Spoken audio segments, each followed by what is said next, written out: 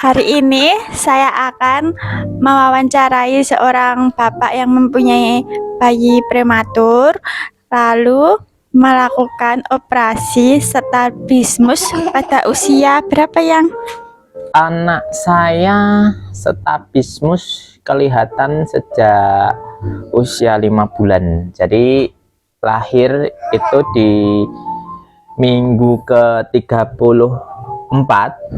Jadi istri saya, yaitu kamu, itu mengalami rembes pecah ketuban dini, hingga akhirnya melahirkan bayi ini yang bisa dibilang prematur, yang harus menginap di Nicu Picu itu selama hampir 2 minggu lebih lah. Nah, seiring dengan perkembangannya kita tetap pantau dari cek mata, AOE, kemudian kita juga pernah umur 4 bulan itu cek mata dulu, cek telinga itu AOE, cek mata itu ROP, itu juga pernah, dan semuanya kita cekkan. Karena kita mengingat bayi kita itu prematur, jadi kita juga harus waspada juga, jangan sampai harusnya anak kita itu siap semuanya, tapi kita sebagai orang tua itu tidak mendeteksi sejak dini.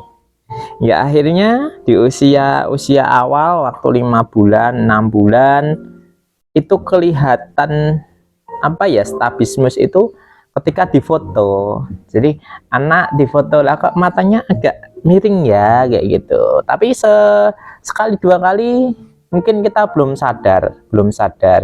Seiring dengan perkembangannya sebulan 2 bulan hingga anak ini menginjak usia 1 tahun berapa bulan ya, 1,5 tahun lah, 1,5 tahun ya, 1,5 tahun itu kemudian kita benar-benar memutuskan sekali untuk kita periksakan ke dokter, tepatnya di Solo. Ada seorang dokter, tapi dokter spesialis mata saja, kita tunjukkan. Jadi ada buktinya bahwasanya anak saya itu strabismus. Buktinya ini dok, di foto ada, kita tunjukkan, kita koleksi semua foto-fotonya, benar-benar strabismus.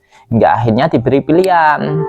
Sebenarnya nggak diberi pilihan sih, langsung langsung disarankan saja, wah ini itu aja ya, ke Semarang aja ya, kayak gitu ya. Kalau kita lihat dari Solo Semarang yang lumayan ya, itu hampir 4 jam loh.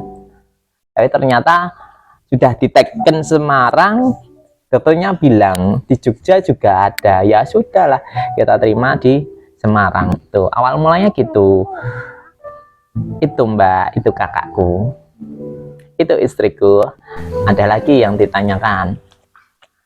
Bapak bisa nggak ceritain langkah-langkah gimana biar bisa operasi strabismus lewat BPJS? Oke, katanya dengan strabismus itu menurut aturan ke BPJS-an itu sudah tercover ya, alhamdulillah sudah tercover. Jadi anak-anak, saya bilang anak-anak maupun dewasa yang mempunyai gangguan mata, utamanya strabismus, silahkan segera saja, jangan takut, jangan menunggu lama. Kalau toh Anda benar-benar mengidap strabismus, langsung aja diurus dari Vaskes 1, kita lanjutkan kemudian ke rumah sakit Vaskes yang kedua, kemudian dari Vaskes yang kedua nanti akan dilanjutkan ke Vaskes yang spesialisasi itu. Jadi yang penting kita mau meluangkan waktu, insya Allah nanti pasti ada jalan, kayak gitu kan. Lalu gimana kira yang pamane kontrol itu proses waktu mau operasi, terus kontrol, terus dari awal sampai akhir. Oh gitu. Ya, Katanya dengan kontrol dari dokter pasti melakukan analisis, ya, diagnosis awal. Bagaimana tingkat keparahan dari strabismus itu, apakah miringnya 1 derajat atau 10 atau itu pasti ada. Jadi di awal itu anak itu nanti akan melakukan screening apa? Pertama nanti kalau rumah sakit ya biasa ya, dari awal masuk ke loket pendaftaran nanti langsung ditujukan ke ruangan khusus, yaitu ke spesialis khusus. Di situ nanti akan antri ketemu dengan dokternya, kemudian diarahkan untuk melakukan screening awal. Jadi anak nanti ada semacam kamera itu diletakkan di mata untuk mengukur lewat alat dulu. Oh, adakah minusnya, adakah kelainannya, di situ akan dideteksi itu di awal, Kak. Untuk diagnosis awal. Kemudian di pemeriksaan selanjutnya mungkin sebulan sekali ya. Dulu anak saya sebulan sekali. Jadi diagnosisnya sebulan sekali. Terus datang ke sana. Selanjutnya di bulan selanjutnya dicek, oh anaknya dari sini. Kemudian disuruh melirik ada benda melirik ke sini, gitu. Tapi dengan dengan kepala yang lurus, jadi tingkat lirikannya bagaimana ke atas ke bawah seperti itu. Anak akan ditutup mata satu, kemudian yang ini ke sini lah, itu dites itu. Anak saya dulu hampir menunggu dari bulan Juli, Agustus, September, Oktober ya, Oktober.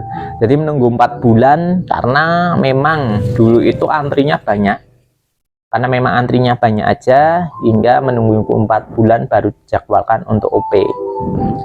Kemudian itu, Kak. Jadi ya memang sih setiap bulan kita harus meluangkan waktu kayak gitu.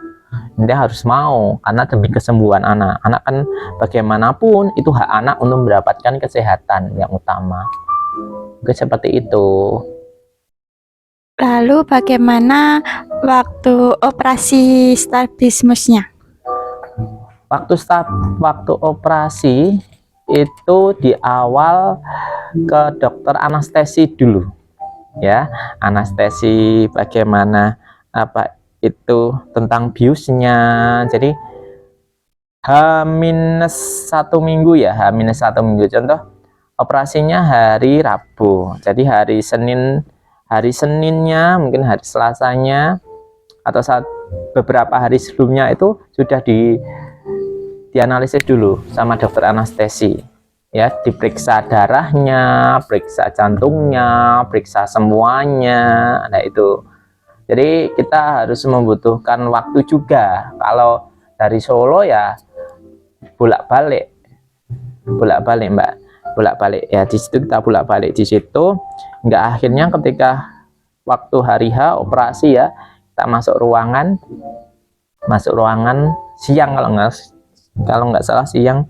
Kemudian anaknya dibius, maksudnya diinfus ya, diinfus. Setelah diinfus itu menunggu paginya kita jam 10-an masuk OP itu. Kalau anak-anak masih nanti ada orang tuanya yang ikut menggendong ya, mengantar sampai depan ruangan, karena kan dibius sampai anaknya benar-benar sudah biusnya sudah masuk, karena itu biusnya total. Kita manotasi sama dokternya mau OP-nya mau 1 mata atau 2 mata, tapi alhamdulillah kemarin yang dilakukan itu yang di OP 1 mata. Nah, 1 mata. Kita masuk ke ruangan, anaknya masuk ke ruangan sudah lemas, sudah siap untuk operasi karena biasanya sudah berjalan. Nah, kemudian orang tua menunggu yang di luar, di bagian luar. Ini harapannya untuk Anda semuanya yang apabila anaknya melakukan tindakan operasi ya, mohon ditunggu di luar, jangan ditinggal. Karena apa? Nanti masih ada administrasi, yaitu masih ada tanda tangan, persetujuan dan lain-lain. seperti itu. Jadi kemana ditanya, saya sama istri saya tinggal makan, kemudian ditelepon sama dokternya. Kita juga nggak tahu sih. Kemudian dia mendekat, orang-orang pada menanyain, oh namanya ini ya. Ternyata kita datang ke dokternya, oh cuma tanda tangan aja gitu. Ya kalau ada OP, harapannya ya tetap stay di situ. Itu nanti sekitar 2 jam lah, ya 2 jam operasi, 3 jam nanti mungkin operasinya nggak tahu berapa jam. Jadi menunggu sampai 2 sampai 3 jam, nanti anaknya sudah selesai operasinya. Nah kemudian kembali ke ruangan, kemudian menunggu semalam, masih semalam lah, nanti sorenya sudah bisa pulang, seperti itu Kak. Kan ada yang tanyakan lagi, Itu sembuhnya berapa lama ya setelah operasi? oke, setelah operasi itu nanti anak kan dikasih penutup mata ya, bentuknya mika. Itu di mata itu nanti ada sedikit apa ya, tetes atau apa ya, atau salep untuk mata ya, saya lupa, bentuknya kecil itu, salep untuk mata kayak, salep untuk mata itu yaitu dilakukan selama 1 minggu. Itu 1 minggu atau 2 minggu, 2 mingguan, 1 minggu 2 minggu, kemudian kontrol lagi ke sana bagaimana perkembangannya. Nah itu kemudian kontrol lagi 1 bulan, 2 bulan, 3 bulan, 4 bulan. Nah kemudian selesai. Jadi anak saya bulan Juli, Agustus, September, Oktober, November, Desember, Januari, Februari, 8 bulan sudah selesai, sudah dikembalikan ke rumah sakit daerah. Alhamdulillah sudah berhasil. Saya ucapkan terima kasih kepada dokter Liana ya. Dokter Liana itu yang menangani operasi anak saya di bulan Oktober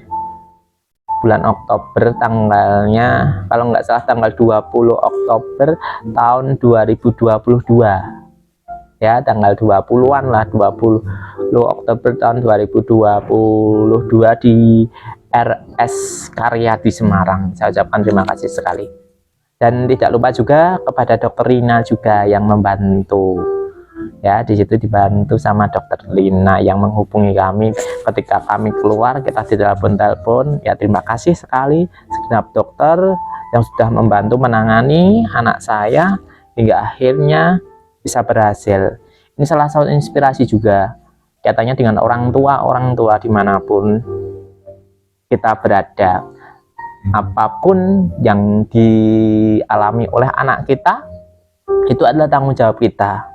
Hak mereka adalah mendapatkan kesehatan, hak mereka adalah mendapatkan kelayakan, hak mereka adalah seperti anak-anak yang lainnya. Dia juga besar dengan sehat, dia besar dengan tumbuh yang luar biasa. Jangan sampai orang tua nanti ketika mungkin anak kita sudah besar malah kita disalahkan, kenapa aku dulu nggak seperti ini. Jangan sampai. Tugas orang tua adalah bagaimana kita melayani dengan hati, bagaimana kita memberi dengan ketulusan, bagaimana kita selalu memberikan keikhlasan kepada anak-anak kita.